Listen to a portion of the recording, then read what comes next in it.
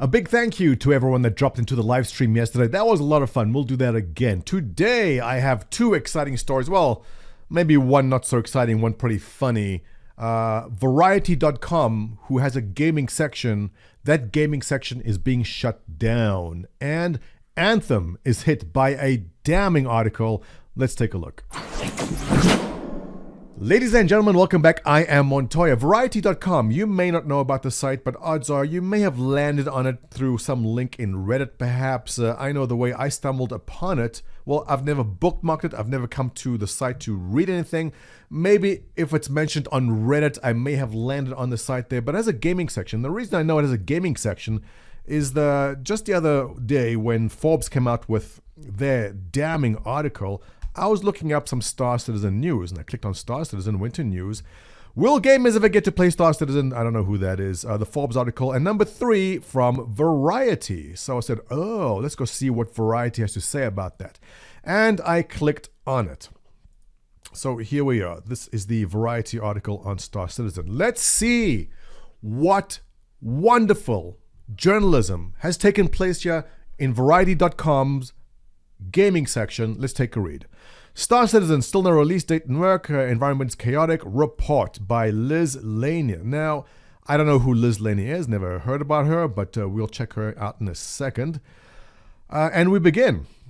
20 former employees who worked at Star Citizen detailed their experiences. Okay, that's just a quote from Forbes, nothing special there. They said it was chaotic. Okay, that's from Forbes directly. Money came from PC Gamers. Okay, that's from Forbs. I said 100 star systems.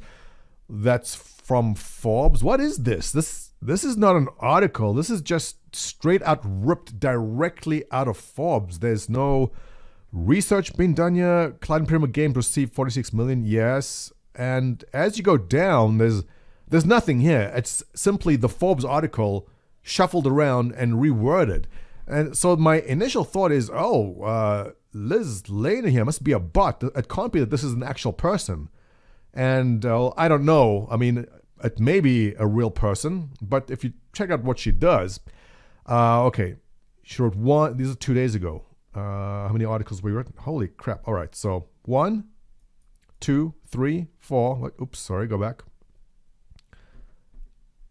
1, 2, 3, 4, 5, 6, 7, 8, 9, 10 articles.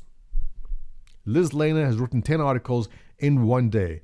She obviously doesn't research. It's not her job to research. It's very likely she's maybe an intern, maybe a full-time employee whose job it is to sit down at the computer and simply spit out as much content as possible in hopes that someone does, like me, a Google search, lands on a page and gives them the views. I'm just very, very curious right now if this is an actual person. Let me check this out.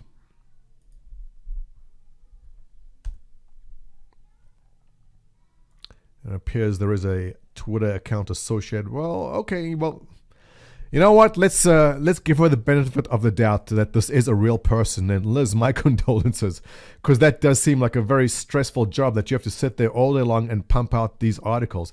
So what is happening with the gaming section of Variety? And I guess this is kind of sad news. I'm not saying this is good. But if this is the quality, no offense to you, Liz, you are doing your job, which is just to grab as much information and spit it out in Variety.com's gaming section. It's not up to you to do the research about it. But we get a tweet from Brian Crescente, and he says, Variety Gaming is around until the end of E3, and we will be providing full coverage up to and through the show. After that, I will no longer be at Variety. I don't know what will happen with the game coverage, current articles, or the vertical. It is officially being reassessed. In other words, the gaming section of Variety does so badly that they're saying, all right, after E3, shut down, it's gone. It kind of sucks for everyone who works there, for Liz and for Mr. Crescente here.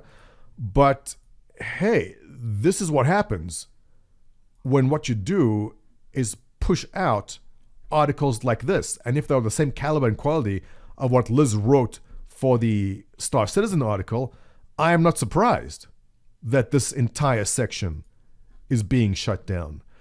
So a little sad for the people who are working there. Brian mentions here that he is a father and a husband, so that sucks. He has to go find new work. But this is what gaming is coming to now. And if this is the kind of content that tries to pass as journalism, it catches up to you. And Variety.com/gaming or /v/gaming has figured out that, yeah, this is not working for them and it's not going to do well. So I don't know if this is something worth celebrating or something to be sad about. Sad because people are losing their jobs, but I guess we can celebrate because maybe gamers as a community don't want this garbage. We don't want this garbage. We don't want to read these articles if this is what you're putting out. Good for Variety.com to cut it off and stop from happening. And it's not only Variety. There's other online sites which are having a lot of trouble, especially in the gaming sections, because the articles they put out are just not that interesting at all. So sad, but maybe good in a way that gets done. So let's move on to the next story. Now, this is a funny one. I don't know if you guys are familiar with a subreddit called Ate the Onion, but I want to show you a fascinating, very well-written journalistic piece from OGN, all right?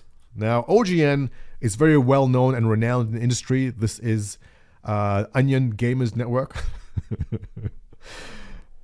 If you don't know what The Onion is, spoiler here. The Onion is satire.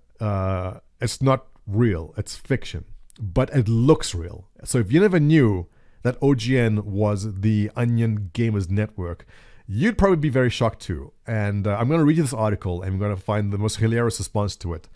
EA announces new revenue model, just deleting everyone's Anthem characters unless they send the company $300 in the next hour. And the way it looks, I mean, this looks totally legit.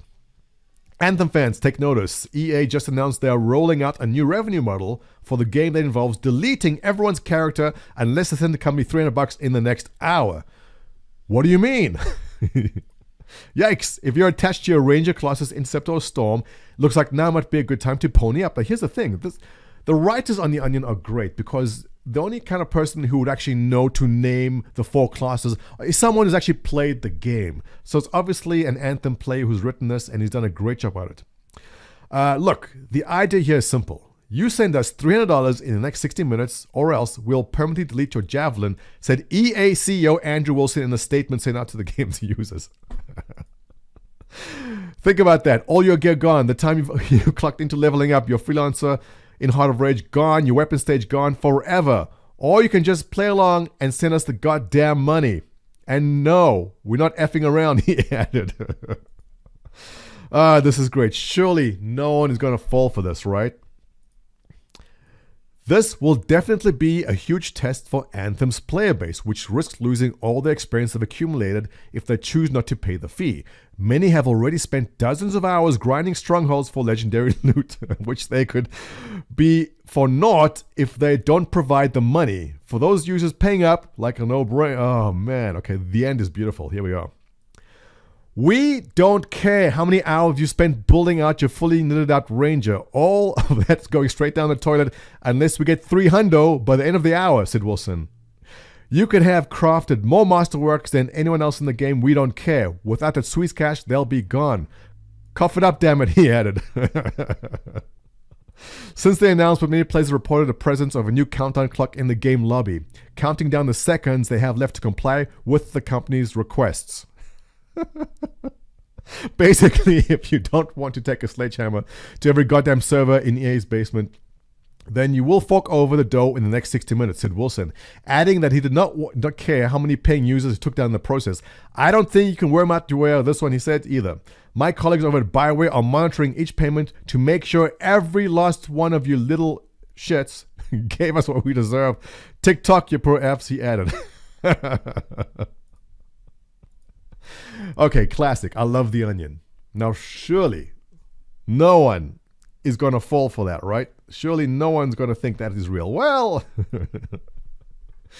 yo, it's Domo. F you to even speak to the player base that keeps your shitty business running like that. At EA, at DarrowCaz, at Mark Darrow. Mark Darrow is the executive producer of Anthem in the Edmonton BioWare office. Mark Darrow responds, you get that this is an Onion article, right? But anyway, that's a funny story to end off with. If you enjoy this content, give me a thumbs up. Let me know if you ever fell for any of the articles from Onion. I'm curious to know if you've ever eaten the Onion. Post below. Don't forget to subscribe, and I'll see you in the next one.